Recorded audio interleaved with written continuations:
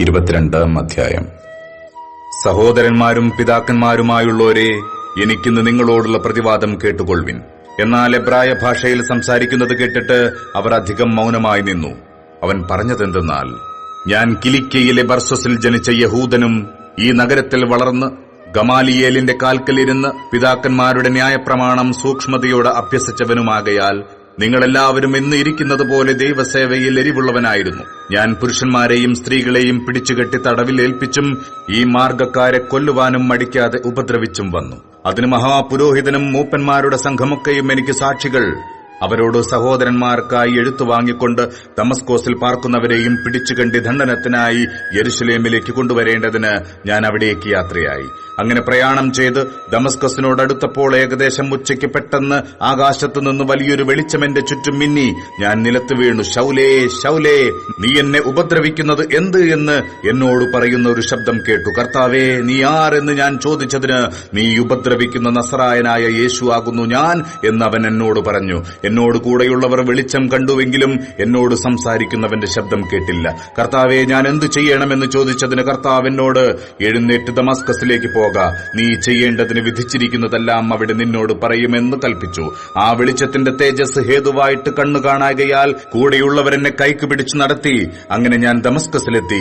അവിടെ പാർക്കുന്ന സകല യഹൂദന്മാരാലും നല്ല സാക്ഷ്യം കൊണ്ടവനായി ന്യായപ്രമാണ പ്രകാരം ഭക്തിയുള്ള പുരുഷനായ അനന്യാസ് എന്നൊരുത്തൻ എന്റെ അടുക്കൽ വന്നു നിന്നു. സഹോദരനായ ശൗലേ, കാഴ്ച പ്രാപിക്ക എന്ന് പറഞ്ഞു. ആ നാഴികയിൽ തന്നെ ഞാൻ കാഴ്ച പ്രാപിച്ച് അവനെ കണ്ടു. അപ്പോൾ അവൻ എന്നോട്, നമ്മുടെ പിതാക്കന്മാരുടെ ദൈവം നിന്നെ തന്റെ ഇഷ്ടമറിവാനും നീതിമാനായവനെ കാണുവാനും അവന്റെ വായിൽ നിന്ന് വചനം കേൾപ്പാനും നിയമിച്ചിരിക്കുന്നു. നീ കാണുകയും കേൾക്കുകയും ചെയ്തതിന് സകല മനുഷ്യർക്കും നീ അവന്റെ സാക്ഷിയായിത്തീരും. നീ താമസിക്കുന്നതെന്ത്? എഴുന്നേറ്റ് അവന്റെ നാമം വിളിച്ച് പ്രാർത്ഥിച്ച് സ്നാനമേറ്റ് നിന്റെ പാപങ്ങളെ കഴുകിക്കളക എന്ന് പറഞ്ഞു. പിന്നെ ഞാൻ യെരുശലേമിൽ മടങ്ങിച്ചെന്ന് ദേവാലയത്തിൽ പ്രാർത്ഥിക്കുന്നേരം ഒരു വിവശതയിലായി അവനെ കണ്ടു. നീ ബന്ധപ്പെട്ട് വേഗം യെരുശലേം വിട്ടുപോക. നീ എന്നെക്കുറിച്ച് പറയുന്ന സാക്ഷ്യം അവർ കൈക്കൊള്ളുകയില്ല എന്ന് എന്നോട് കൽപ്പിച്ചു.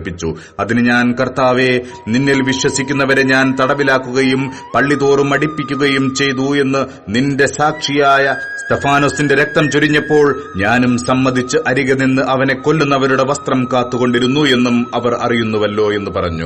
അവൻ എന്നോട്, നീ പോക, ഞാൻ നിന്നെ ദൂരത്ത് ജാതികളുടെ അടുക്കലേക്ക് അയക്കുമെന്ന് കൽപ്പിച്ചു.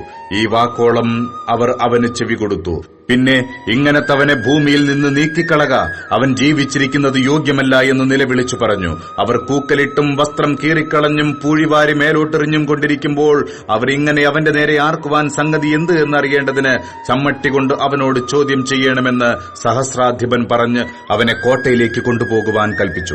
തന്നെ വാറുകൊണ്ട് കെട്ടുമ്പോൾ പൗലോസ് അരികെ നിൽക്കുന്ന ശതാധിപനോട്, റോമാ പൌരനും വിസ്താരം കഴിയാത്തവനുമായ മനുഷ്യനെ ചമ്മട്ടി കൊണ്ടടിക്കുന്നത് വിഹിതമോ എന്ന് ചോദിച്ചു. ഇത് കേട്ടിട്ട് ശതാധിപൻ ചെന്ന് സഹസ്രാധിപനോട്, നീ എന്ത് ചെയ്യുവാൻ പോകുന്നു? ഈ മനുഷ്യൻ റോമാ പൌരനാകുന്നു എന്ന് ബോധിപ്പിച്ചു.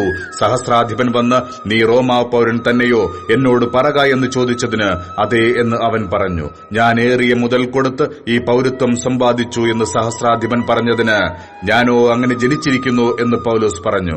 ഭേദ്യം ചെയ്യുവാൻ ഭാവിച്ചവർ ഉടനെ അവനെ വിട്ടുമാറി. സഹസ്രാധിപനും അവൻ റോമ പൌരനെന്നറിഞ്ഞപ്പോൾ അവനെ ബന്ധിച്ചതുകൊണ്ട് ഭയപ്പെട്ടു. പിറ്റേന്ന് യഹൂദന്മാർ പൗലോസിന്മേൽ ചുമത്തുന്ന കുറ്റത്തിന്റെ സൂക്ഷ്മം അറിവാൻ ഇച്ഛിച്ചിട്ട് അവൻ മഹാപുരോഹിതന്മാരും ന്യായാധിപ സംഘമൊക്കെയും കൂടി വരുവാൻ കൽപ്പിച്ച് അവനെ കെട്ടഴിച്ച് താഴെ കൊണ്ടുചെന്ന് അവരുടെ മുമ്പിൽ നിർത്തി.